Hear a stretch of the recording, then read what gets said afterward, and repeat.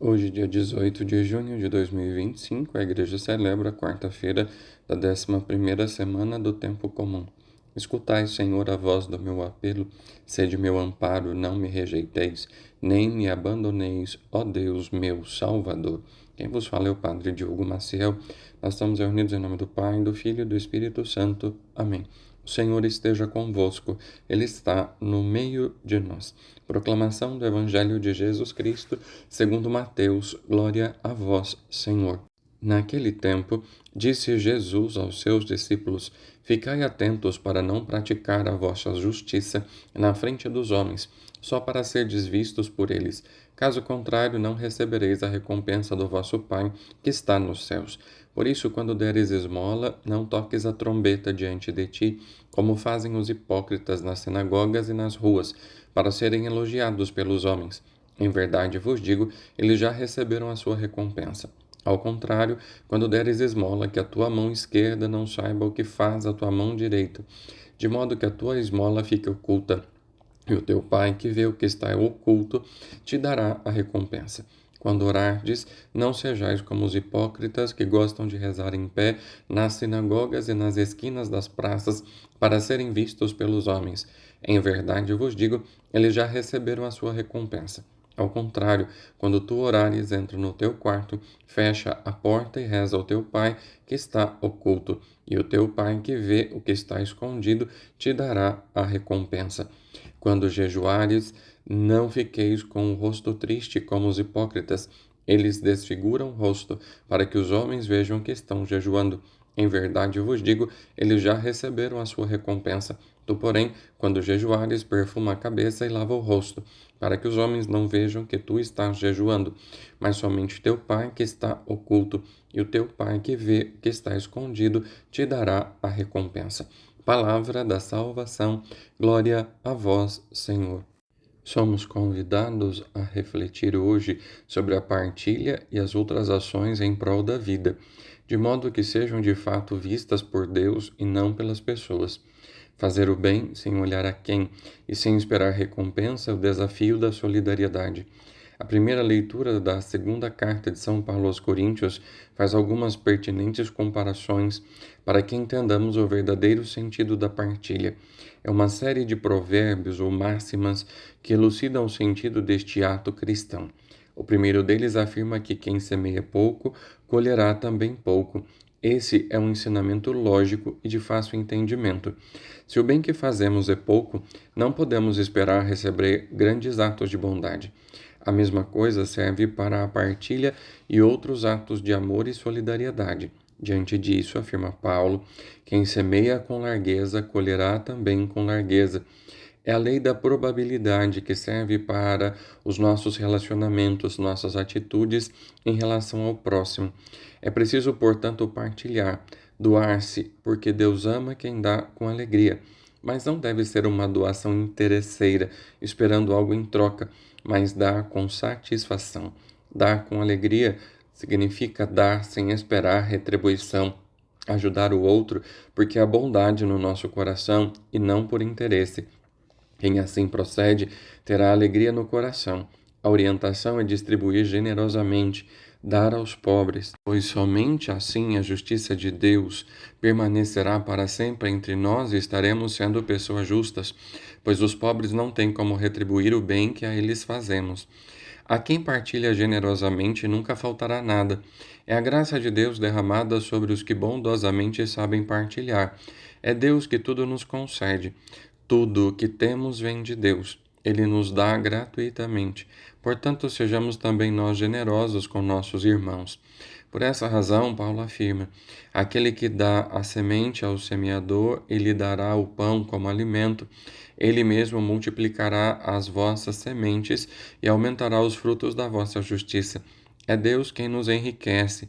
Nada do que temos é pelos nossos merecimentos, mas pela graça de Deus. Quando enxergamos as coisas por este viés da fé, mudamos nosso relacionamento com Deus e com o próximo. Buscamos ter ações que brotam da sinceridade de nosso coração e não fazemos as coisas para aparecer ou nos vangloriarmos. Isso nos ensina o Evangelho de hoje. Esse texto do Evangelho de hoje é lido comumente na quarta-feira de cinzas, no início da Quaresma. Ao retomarmos o tempo comum, esse texto volta com a intenção de ajudar na nossa ação missionária para que ela seja uma ação gratuita, livre de interesses ou de segundas intenções. Não devemos agir com hipocrisia. Os hipócritas agem apenas para serem vistos pelos outros. Devemos prestar atenção para ver se nossas ações de justiça não são pautadas apenas na aparência. Deus não recompensa atos, por melhores que sejam, se eles forem praticados apenas para dar visibilidade a quem o praticou. Tanto os atos de justiça quanto nossas outras boas ações, nossa oração e jejum, não são consideradas por Deus se por trás deles estiver uma pessoa egoísta e que quer apenas aparecer ou obter vantagens com tais procedimentos. Os atos reconhecidos por Deus são aqueles praticados na humildade, em silêncio, sem propagandas. As recomendações do Evangelho de hoje e da primeira leitura nos ajudam a ser autênticos discípulos e missionários de Jesus Cristo, pois assim seremos recompensados pelas infinitas graças de Deus, que ama quem dá com alegria porque vê o que está oculto no nosso coração. Que possamos erradicar de nosso coração a vaidade e o orgulho que nos impedem de agir na gratuidade. Que nos preocupemos em fazer o bem diante de Deus e não para ser visto pelas outras pessoas. Que nossas práticas religiosas, o jejum, a caridade e a oração, nos ajudem a nos aproximarmos mais de Deus e de nossos irmãos, criando em nós um coração puro e sincero, sem segundas intenções. É esse o caminho da perfeição, o caminho da santidade a que somos chamados a percorrer. A esmola, a oração e o jejum são os três pilares da religião. Definem nosso relacionamento com os outros, com o outro, Deus e com as coisas. Esses três relacionamentos constituem a nossa existência. Neles vivemos ou não a nossa verdade de filhos, completamos ou não a justiça de Deus.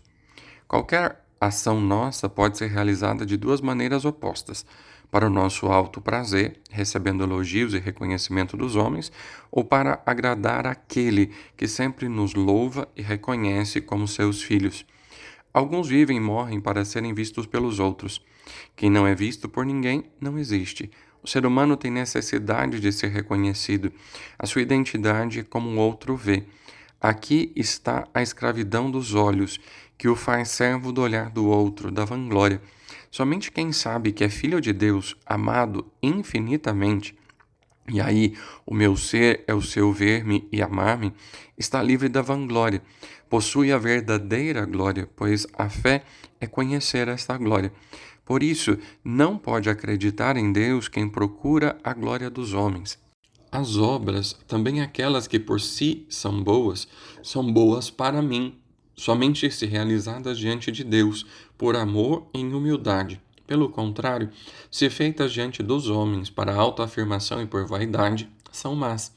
Depois de ter dito para sermos perfeitos como o Pai, Jesus faz-nos entrar no segredo de seu coração de filho. A sua relação com o Pai é a fonte do seu ser e agir, da justiça excessiva que abre a porta do reino. Aquilo que aqui se diz em relação à esmola será repetido também na oração e no jejum. Em toda obra boa, sempre há necessidade de reconhecimento. Se o procuro nos outros, nunca estarei satisfeito. Serei sempre escravo do juízo dos outros e da minha tentativa de sempre passar uma boa imagem de mim mesmo. Terei o culto da imagem, que nós podemos então traduzir por idolatria, do meu eu em vez da realidade de Deus. Se o procuro no outro, aí encontro a minha realização naquele que me ama com amor eterno, em cujos olhos sou precioso e digno de estima, até de um prodígio. Deus ama a cada um como filho, como o filho. Amaste-os como amaste a mim, disse Jesus ao Pai de cada um de nós.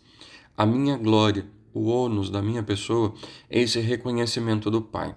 Isso me torna contente já agora a mim e a Ele, capaz de amar como sou amado. Jesus é o Filho, esplendor da glória do Pai e a marca de sua substância. O seu ser está todo diante do Pai. A Igreja é feita de filhos que sabem como o Pai os ama. Esta é a sua grande dignidade. Normalmente não tem necessidade de comprar ou mendigar a autoestima por outras fontes. O Senhor esteja convosco, Ele está no meio de nós. Por intercessão de Nossa Senhora, de Santa Teresa de Calcutá e do Beato Donizete Tavares de Lima, desça sobre você e sua família a bênção de Deus Todo-Poderoso, Pai, Filho e Espírito Santo, desça sobre vós e permaneça para sempre. Amém. Você tenha um ótimo dia.